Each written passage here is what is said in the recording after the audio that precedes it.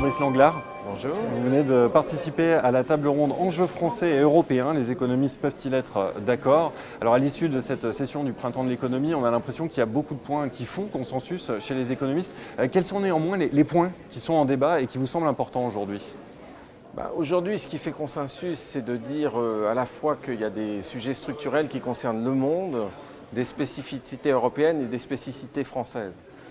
Au niveau du monde, ce qu'on peut dire, c'est que globalement, on observe un ralentissement de ce qu'on appelle les gains de productivité, c'est-à-dire que la croissance mondiale a tendance plutôt, dans chacun des pays du monde, à son niveau, à s'amoindrir. Donc c'est un sujet.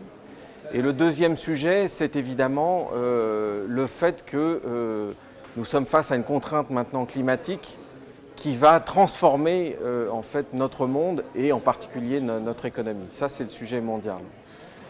Le sujet européen, il y a un consensus pour dire qu'aujourd'hui, l'Europe sort d'un épisode au début des années 2010, 2011, 2013, où le pilotage de la politique macroéconomique n'a pas été adéquat. C'est-à-dire qu'on a cherché à un moment donné, où les entreprises privées en Europe cherchaient à se désendetter, on a cherché à masse forcer également à restreindre, à redresser les finances publiques dans un certain nombre d'États, et que ça a eu un effet dépressif sur l'activité en Europe.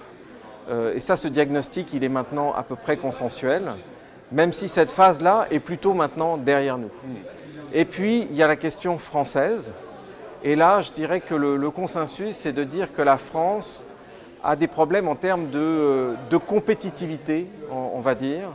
C'est-à-dire qu'elle a à la fois des coûts de son appareil productif qui sont plutôt élevés, alors qu'elle est positionnée en moyenne de gamme.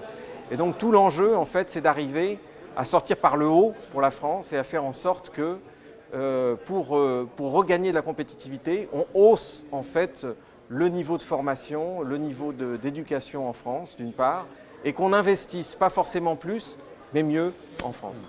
Est-ce que les points qui sont les plus sensibles dans le débat entre les économistes concernent davantage les solutions que le diagnostic? Nécessairement. Déjà sur le diagnostic, il peut y avoir des différences d'appréciation. Lorsqu'on en vient aux solutions, certains vont accentuer, mettre l'accent sur la nécessité, par exemple, de réformes, disons, plus libérales. D'autres vont insister sur le fait qu'il faut quand même en passer par une plus grande relance budgétaire. Et donc, les différents économistes ont des sensibilités un petit peu différentes de ce point de vue-là. Merci beaucoup, Fabrice Langlard. Je vous en prie.